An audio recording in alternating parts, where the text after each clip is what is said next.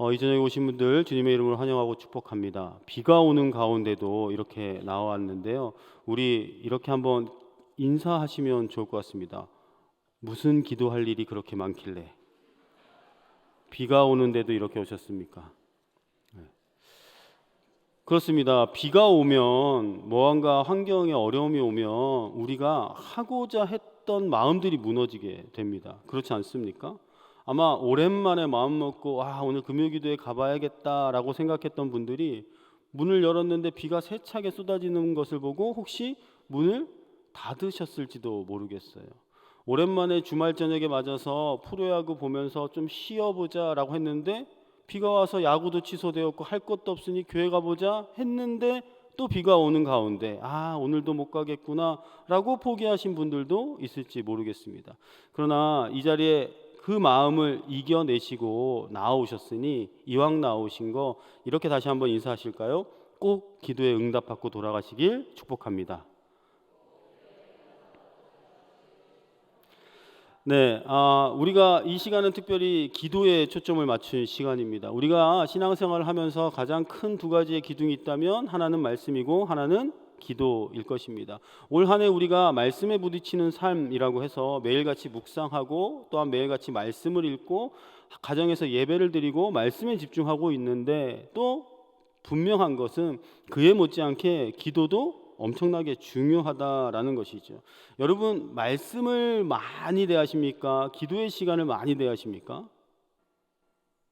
뭐 그냥 내 마음대로 가는 대로, 그렇죠? 말씀과 기도가 뭐 여러 가지, 내가 말씀에 좀 올인하는 스타일이면 저는 말씀파입니다라는 분들이 있고, 말씀은 잘 안 들어와도 내가 기도 하나는 끝내줍니다 하면 기도파로 우리가 집중하게 되는 경우도 있습니다. 그런데 사실상 우리가 두 개를 균형 있게 해나가는 것이 참 어렵다라는 것을 경험하게 됩니다. 목회자들도 뭐 저 같은 사람들도 마찬가지예요. 최소한 말씀 읽고 묵상하는 시간을 많이 투자하는데요, 의외로 기도하는 시간에 많이 투자하지 않는 경우들이 많더라고요.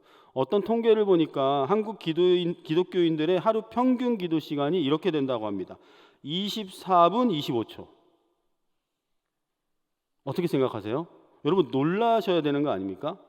하루 평균이라니까요. 주일 평균이 아니고 하루 평균이 24분 25초래요. 여러분 24분 25초보다 많이 하시는 분, 자신 있게 나는 24분 25초보다는 많이 하는 것 같다 매일. 창피한 일이 아닙니다. 자신 있게 손을 드셨어야 돼요. 그런데 우리가 한 주를 따져봐도 24분 25초면 한 주 정도 될까 말까 고민하는 우리의 기도의 생활의 모습이라는 것이에요. 언제 기도하는 거예요? 대충 밥 먹을 때, 뭐 교회 와서 예배 드릴 때, 뭐 가정 예배 드릴 때 잠깐 뭐 그 정도 드리면 이 정도 되지 않을까라는 생각을 해 봅니다. 시간을 굳이 산정해서 그렇지만 우리가 그만큼 기도에 몰두하지 못하고 있을 때가 많다라는 이야기예요. 그런데 또 왜 기도를 이렇게 열심을 내서 하지 않게 됐느냐? 우리가 기도에 대한 오해와 편견들도 있기 때문입니다. 이 무언가 기도를 할 수 있는 동기부여가 우리에게 주어지지 않으면 기도가 잘 되지 않아요. 여러분 언제 기도를 가장 많이 할까요? 소위 간절할 때, 절박할 때, 무언가 간절히 매달려야 이루어질 때는 기도를 시키지 않아도 해요. 그런데 언제 기도를 안 할까요? 평안할 때. 제가 아이들 사역을 오래 했지만 아이들하고 이야기하면서 기도하자 해도 애들이 왜 기도 안 하는 줄 압니까? 기도할 게 없어요 이렇게 얘기해요. 할 게 없어요. 뭐 그냥 다 잘 이루어져 가는 것 같은 삶을 살아가니까요. 그리고 우리가 기도에 대한 많은 오해들 중에 가장 큰 것은 어떤 것이냐면 이런 거죠. 여러분 목사님 제가 살면서 신앙생활하면서 기도를 오래 해봤는데 기도를 아무리 오래 해도 결국 하나님의 뜻대로 이루어지는 것을 알아가기까지 이 기도가 내 뜻대로 잘 이루어지지 않고 늘 하나님의 뜻대로 이루어지는 것이 응답이라고 하니까 내 기도는 응답되어지지 않는 것 같다라는 경험 때문에 기도를 오히려 잘 하지 않는다라는 것이에요. 내 뜻이 아니라 어차피 하나님의 뜻이 이루어질 것이라면, 하나님의 뜻은 바꾸지 못한다고 한다면 과연 기도할 필요가 있는가 라고 우리가 생각하기도 한다라는 거죠. 그리고 여러분 잘 아시는 것처럼 누가복음에 예수님께서 감람산에서 기도하실 때 여러분 잘 아시죠? 겟세마네에서 엄청 열심히 기도하셨지 않습니까? 그리고 무엇이라고 이야기하십니까? 아버지의 원이거든. 내 뜻이 아니라 아버지의 뜻을 찾거든요. 그러니까 어차피 내 뜻 아니고 하나님의 뜻이 이루어지기 위하여 내 마음을 거기에 녹여내야 한다면, 하나님의 뜻을 받아들이기 위해서 기도를 해야 하는 것이라면, 우리가 이것이 나의 필요와 하나님의 필요와 맞지 않다라고 생각하기 때문에 기도를 깊이 오래 잘하지 않는다라는 것이, 이게 우리가 가진 기도의 고정관념이겠죠. 그리고 말씀은 늘 이야기하거든요. 하나님의 뜻에 순종하는 것이 온전한 믿음이라고. 그런데 우리가 이러한 오해와 편견이 있으면 계속해서 기도를 놓치게 됩니다. 그리고 이와 반대로 성경은요, 늘 기도해야 하는 중요성을 강조하고 있습니다. 왜 기도해야 하는가? 오늘 여러분에게 함께 나누고 싶은 이야기는 그런 부분이에요. 우리가 잘 되지 않는 기도, 아니 내가 오해해서 잘 하지 못하는 기도, 아니면 내가 기도와는 별로 상관이 없는 삶을 살았다고 한다면, 그래도 우리가 말씀을 이렇게 열심히 붙잡고 살아가는데 이렇게 한번 기도해 봐야 하지 않을까라고 도전하고 싶고, 제 스스로도 마찬가지 그렇게 기도해야겠다라는 열망들이 생겨났기 때문입니다. 오늘 우리가 읽은 본문은 이미 여러분 잘 읽으셨고 들으셨고 아시는 본문일 겁니다. 히스기야에 대한 이야기이죠. 오늘 1절 말씀 함께 먼저 보실까요? 1절 함께 읽겠습니다. 그때 히스기야가 병들어 죽게 되매 아모스의 아들 선지자 이사야가 그에게 나와서 그에게 이르되 여호와의 말씀이 너는 집을 정리하라 내가 죽고 살지 못하리라 하셨나이다. 자, 이때가 히스기야 왕의 통치 14년, 그의 나이 39세라고 이야기합니다. 젊은 나이에 히스기야가 오늘 성경에 보니까 병들어 죽게 되었습니다. 병들어 죽게 된 히스기야 앞에 선지자 이사야가 찾아와서 오늘 무엇이라고 이야기하죠? 여호와의 말씀이 너는 집을 정리하라 내가 죽고 살지 못하리라. 자, 히스기야가 어떻게 된 거예요? 죽을 병에 걸렸고 하나님의 말씀이 선지자에게 임하여 전해졌는데 어떤 메시지가 전달된 겁니까? 네가 곧 죽을 테니 잘 정리하는 것이 필요하구나라고 이야기를 한 거예요. 자, 그런데 여러분 이 오늘 말씀을 보시면 히스기야가 병들어 죽게 된 것이 먼저일까요? 이사야가 히스기야를 찾아와서 죽을 준비를 하라고 말씀한 것이 먼저일까요? 히스기야가 먼저 병들어 있었어요. 그러니까 이사야가 하나님의 말씀을 이미도 전하기 전에 히스기야는 병이 들어 있었다라는 것이에요. 병이 들어 있었고 거의 죽게 되었던 것 같아요. 여러분, 한 나라의 왕이 병에 걸려서 죽을 위기에 놓였으면 그 나라가 어떤 움직임을 가질까요? 백방 사람들을 풀어서 그 일들을 해결해 나가기 위해서 열심을 냈을 겁니다. 그런데 잘 되지 않았던 것 같아요. 이제 그도 알았던 것 같습니다. 죽을 일만 남았구나. 그런데 그때에 선지자가 갑자기 또 나타나서 하나님의 말씀이 넌 이제 죽을 거니까 잘 정리하면 돼 라고 이야기를 한 거죠. 여러분 생각해 보십시오. 안 그래도 죽을 것을 알고 있어요. 위기 가운데 있어요. 병이 들었어요. 힘들어요. 그런데 하나님의 말씀이 뭐라고 이야기하는 거예요? 잘 정리하고 잘 죽어. 이게 위로가 될까요? 원망이 될까요? 어떤지 모르겠지만 우리가 우리의 상황이라고 이야기하면 참 안타까울 겁니다. 내가 힘든 병에 걸렸고 이 병으로 인해서 힘들어하는데 목사님이 나타나셔서 제가 성도님 기도해 보니까 이건 아무리 기도해도 안 낫는데요. 잘 준비하셔야 되겠어요. 의사가 이러한 선고를 해도 환자가 낙담하고 낙심하고 무너질 텐데, 아니 선지자가 와서 이렇게 이야기를 했으니 그것은 그냥 말 그대로 불난집에 부채질하는 정도가 아니라 모든 것이 무너져 버리는 상황이었을 수도 있다라는 것이. 그런데 이사야는 자기의 생각을 말한 게 아닙니다. 분명 여호와의 말씀이라고 이야기를 한 것 보면 하나님의 메시지는 히스기야가 죽는 것은 분명한 하나님의 뜻이었다라는 사실이에요. 우리는 잘 압니다. 히스기야는 하나님을 신실하게 믿는 왕이라고요. 이스라엘에 많은 왕들이 있었지만 그 중에서 칭찬받은 몇 안 되는 왕 중에 하나가 히스기야였다라는 사실을 알기 때문에 자, 이 이야기를 들은 히스기야가 어떻게 해야 할까요? 예수님처럼 겟세마네 동산의 기도처럼 하나님, 나는 살고 싶으나 하나님의 뜻이 죽으라고 한다면 제가 죽겠습니다. 잘 준비하고 잘 정리하고 죽겠습니다 해야 온전한 믿음과 순종의 모습을 보이는 바른 기도자의 모습 아닐까요? 그런데 오늘 히스기야가 이 이야기를 듣고 어떻게 기도하는지 함께 보겠습니다. 2절과 3절 말씀인데요. 2절과 3절 말씀도 함께 읽겠습니다. 히스기야가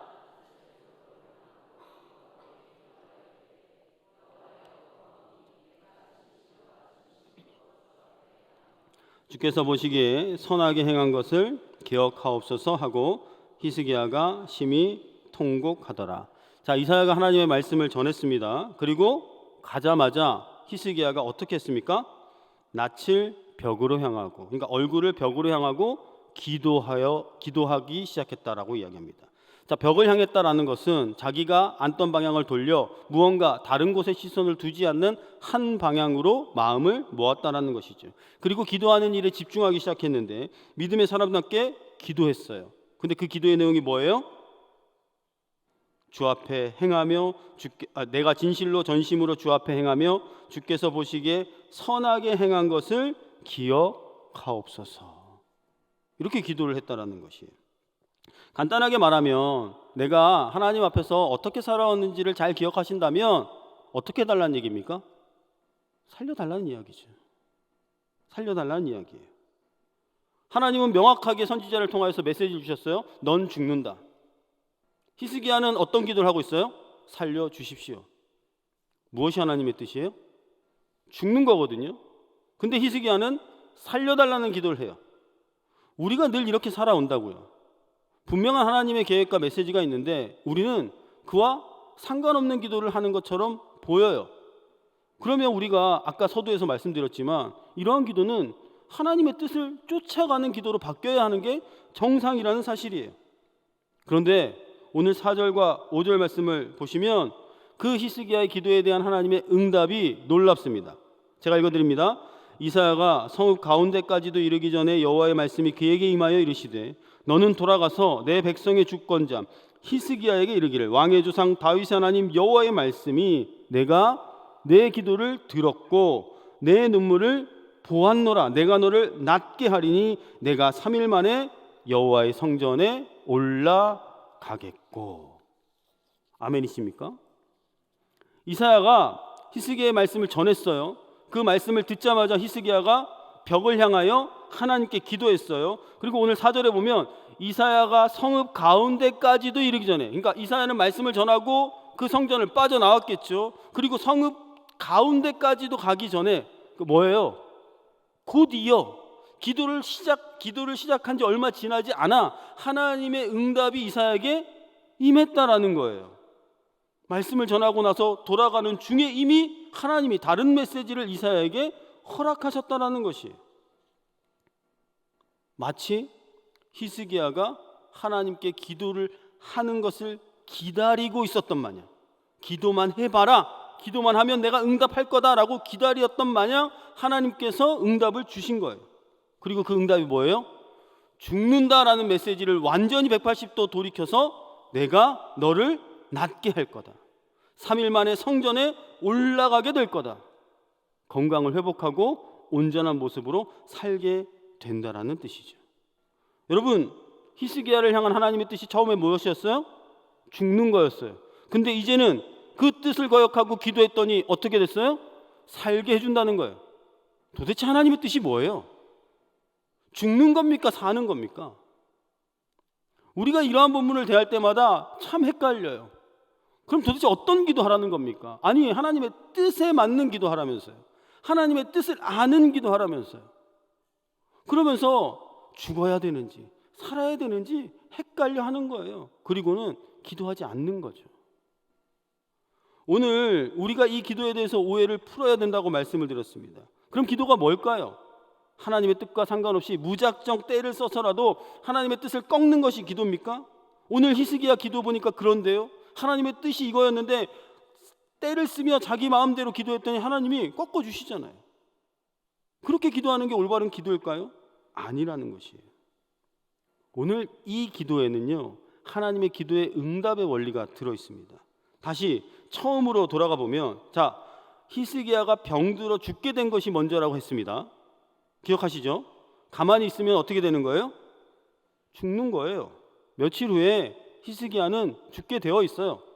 오늘 하나님의 응답을 보니까 성전에도 올라갈 수 없을 만큼 병이 심했던 것 같아요. 그런데 하나님이 굳이 이사야를 보내서 죽을 준비를 하라라고 말씀하셨어요. 왜 그랬을까요? 우리가 여기서 의문을 가져야 한다는 것이에요. 하나님이 굳이 선지자를 보내어 말씀하신 데는 이유가 있을 거거든요. 이유가 뭘까요? 히스기야가 원래 믿음의 사람이라고 말씀드렸습니다. 열왕기하 18장에 보면 히스기야가 병들기 전에 아수르 왕 사네립이 쳐들어와서 모든 것들을 점령하고 모든 것을 다 쓰러져 버릴 위기에 처했을 때 히스기야가 뭐 했어요? 옷을 찢고 굵은 배를 두르고 여호와의 전에 들어가 하나님 앞에 기도했을 때 하나님께서 놀라웠게 그들을 물리쳐 주셨죠. 유다를 구원해 내셨다고요. 히스기야의 기도를 응답하셨던 기도의 사람이 히스기야였어요.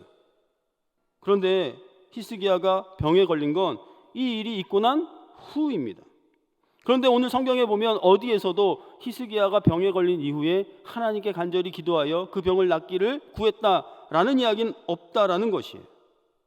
그런데 오늘 하나님께서 이사야를 보내어서 뭐라고 이야기하는 거예요? 너는 죽을 거니 준비를 해라.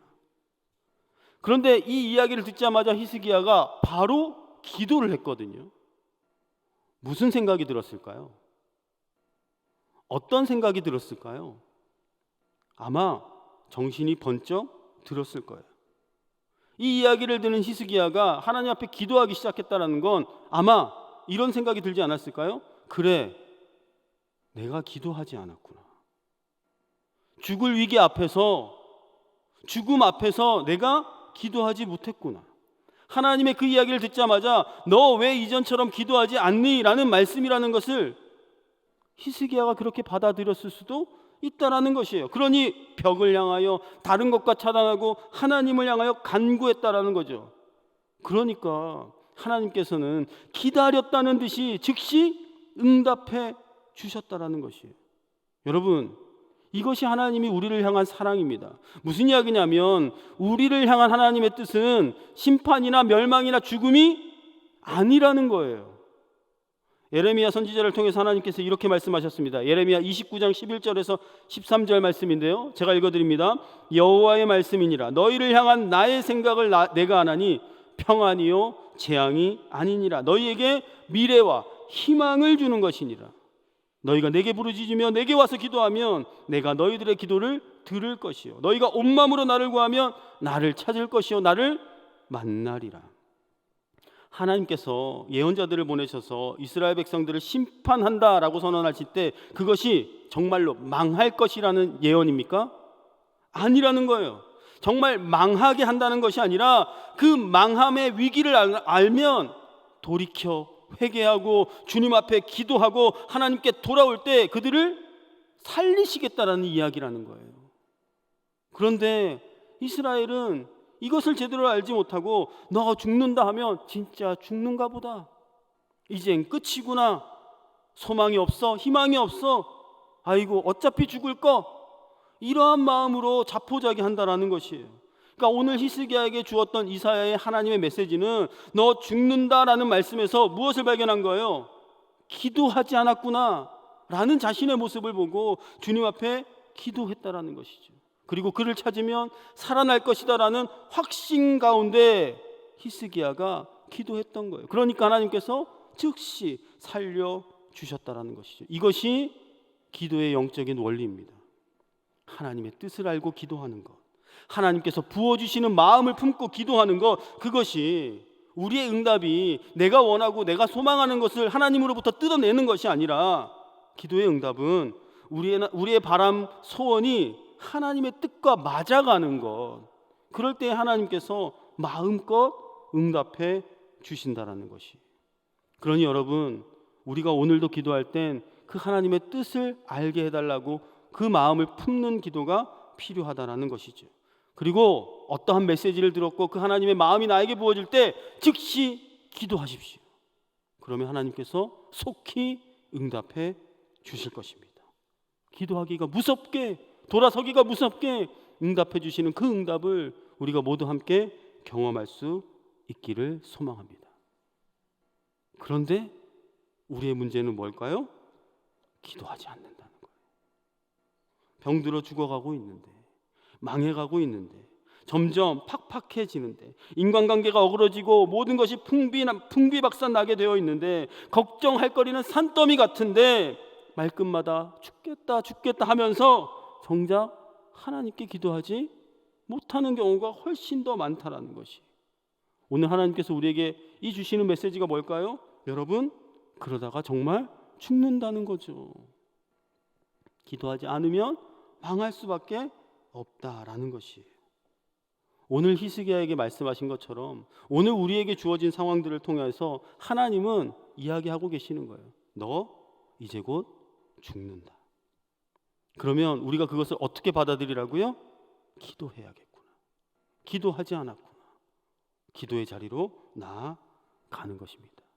그러면 하나님께서 예비하신 기도의 응답들이 우리의 소유로, 우리의 것으로 바뀌게 된다라는 것이죠. 여러분, 그러니까 매일매일 말씀을 읽는 것은 그렇게 중요합니다. 하나님의 뜻을 알고 기도할 수 있으니까요. 매일매일 큐티하고 말씀을 묵상해 나가는 것, 그 안에 하나님의 뜻을 발견하는 것은 이 세상 무엇보다 소중합니다. 왜요? 하나님의 언어로 하나님 앞에 나아가 기도할 수 있기 때문입니다. 그러므로 오늘도 우리가 다시 한번 이 약속의 말씀을 붙잡고 힘써 기도함으로 기도의 깊이가 깊어지고 날마다 놀라운 기도의 응답을 소유하는 저와 여러분 될 수 있기를 주님의 이름으로 축복합니다. 자, 오늘 첫 번째 원리는 하나님의 마음을 알고 기도의 자리로 나아가야 한다라고 이야기 드렸습니다. 그런데 오늘 이 기도를 하나님께서 어떻게 받으셨나는 거예요. 5절 말씀 아까 읽었는데요. 우리 5절 말씀 다시 한번 읽어볼까요? 자, 읽겠습니다. 시작.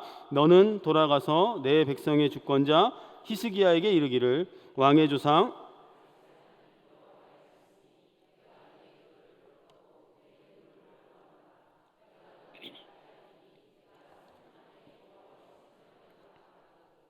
자, 여기에 노란색으로 표시된 글씨가 있는데요. 자, 하나님이 히스기야의 기도를 어떻게 했다고요? 들었고, 그 다음에 눈물을 보았고, 그래서 그의 병을 낫게 하리니. 자, 여러분 한번 따라해 보실래요? 하나님은 우리의 기도를 들으시고 우리의 눈물을 보시고 우리의 문제를 고치신다. 자, 다시 한번요. 우리의 기도를 들으시고 우리의 눈물을 보시고 우리의 문제를 고치신다. 믿으십니까? 자, 하나님은 우리의 기도를 어떻게 한다고요? 들으신다고요. 여러분, 부르짖어 기도하든지 마음속으로 신음하든지 통곡하든지 어떻게 기도하든지 그 기도는 하나님이 다 들으신다라는 믿음 가지고 기도해야 하는 거예요. 하나님은 우리의 모든 것을 아시니까요. 하늘 아버지께서 우리의 기도를 그렇게 다 들으신다라는 거죠. 단순한 외침뿐만 아니라 영혼 깊은 곳에서 나오는 신음까지도 하나님은 다 알고 계시는 것이에요. 근데 중요한 건요, 그것을 생각으로만 머물러서는 안 된다는 것이죠. 하나님 앞에 정확하게 아뢰는 연습이 필요해요. 그 훈련이 기도의 시작이에요. 주님의 이름을 부르는 것 좋습니다. 주여 하나님 말하기 시작하면서 그것을 정확하게 아뢰는 것, 그리고 기도할 때 소리를 내어서 정말로 내 마음을 전달하는 것, 그것이 정말로 내 생각을 하나님 앞에 온전히 드러내는 거예요. 다른 사람 의식하지 않고 하나님 앞에 나의 생각을.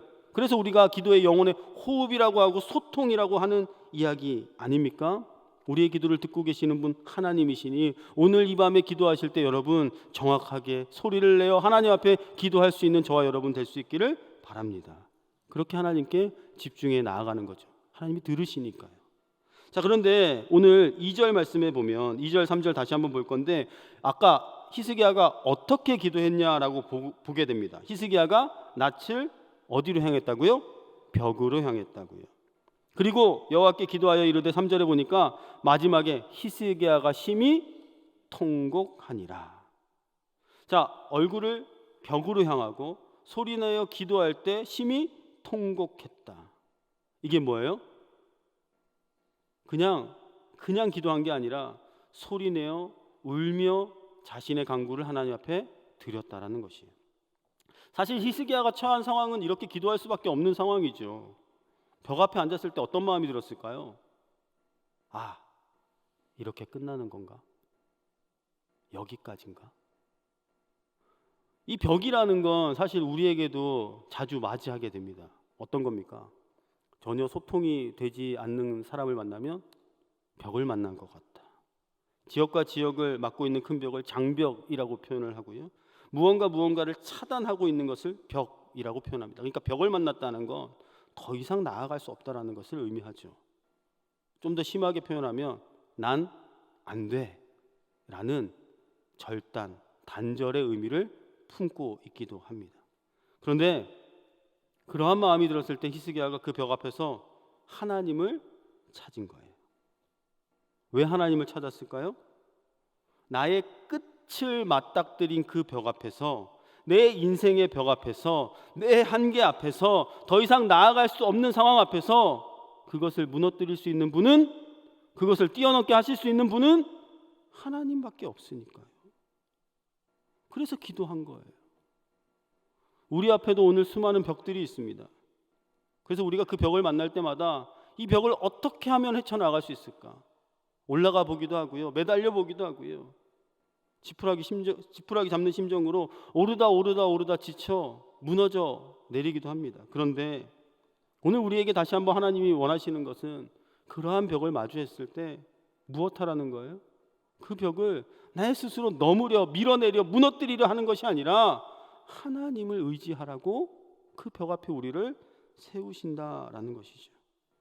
히스기야는 그런 확신이 있던 사람이고 그런 경험이 있었던 사람이기 때문에 그럽니다. 하나님께 기도하면 그분은 응답하신다. 우리도 오늘 내 인생 앞에 이러한 벽을 만나고 있진 않습니까? 관계의 벽, 인생의 벽, 비전의 벽, 너무나도 단호한 현실의 벽이 우리 앞에 놓여 있을 때가 많습니다. 그런데 참 기도가 안 됩니다. 참 기도하지 않습니다. 벽 앞에 앉으려 하지도 않고 그 앞에서 울지도 않습니다. 당연히 하나님의 긍휼을 구하지도 않죠. 한계를 발견했기 때문에 그냥 하염없이 주저앉아 한탄만 하고 있는 거죠. 그것이 아니라 오늘 우리가 벽을 발견했고 그 안에서 나의 한계를 발견했다면 여러분, 주저앉아 있는 것이 아니라 우리는 바로 앉아야 한다는 것이, 하나님 앞에 바로 앉아 나의 마음을 하나님께 드릴 수 있는 기회라는 것이죠. 그럴 때 여러분 통곡할 수 있습니다. 눈물 흘릴 수 있습니다. 애원하여 매달릴 수 있죠. 누가 보는 게 뭐가 중요합니까? 그 앞에 우리가 울며 기도해야 한다는 것이죠. 여러분, 그냥 억지로 눈물을 흘리라는 것이 아니라 정말로 내 마음의 감동함으로 그 주님 앞에 나아가는 기도가 우리 가운데 필요하다는 것이에요.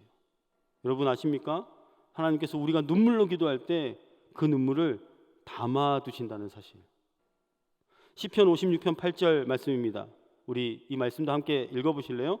나의 유리함을 주께서 계수하셨사오니 나의 눈물을 주의 병에 담으소서. 이것이 주의 책에 기록되지 아니하였나이까. 다윗이 자신이 흘린 눈물을 주께 눈물병에 담아달라고 간구하고 있는 거예요. 아픔과 간구를 기억해 달라는 거죠. 그 눈물의 기도를 기뻐 받으시기 때문에, 그 눈물의 기도를 기다리시기 때문에 그렇습니다. 히브리서에 보면 또한 이렇게도 기록되어 있습니다. 히브리서 5장 7절인데요. 그는 육체에 계실 때에 자기를 죽음에서 능히 구원하실 이에게 심한 통곡과 눈물로 간구와 소원을 올렸고 그의 경건하심으로 말미암아 들으심을 얻었느니라. 우리 주님께서도 그 눈물로 기도하셨다라는 것이에요. 심한 통곡과 눈물로 하나님께 기도하셨을 때 그 눈물의 기도를 하나님께서 응답해 주셨다라는 거죠. 여러분, 그러니 우리가 기도해야 하지 않겠습니까? 하나님께서 오늘 우리의 기도를 들으십니다. 우리의 눈물을 보십니다. 그리고 우리를 고치시는 겁니다. 여러분, 억지로가 아니라 성령께서 우리와 함께하여 우리의 영혼을 감동시킬 때, 우리가 그 말씀의 은혜를 내가 스스로 깊이 누려나갈 때, 내 삶 가운데 여전히 해결되지 않는 수많은 문제와 벽 앞에 섰을 때, 눈물로 나아갈 때 감추지 않고 하나님의 마음을 알고 기도할 때에 반드시 응답하신다라는 것입니다. 그러므로 저와 여러분에게 오늘 이 메시지는 명확하게 기억하셨으면 좋겠어요. 하나님은 우리의 기도를 들으시고 우리의 눈물을 보시고 우리의 문제를 고치십니다. 오늘 우리에게 이러한 기도가 있기를 소망합니다. 그리고 나아가 기도의 풍성한 응답과 은혜가 있기를 소원합니다. 그리하여 그렇게 기대하고 소망하고 믿는 우리의 삶으로 말미암아 우리가 말씀으로 풍성해진 것이 기도로 더욱더 크게 은혜로 거듭나는 저와 여러분 될 수 있기를 간절히 소망합니다.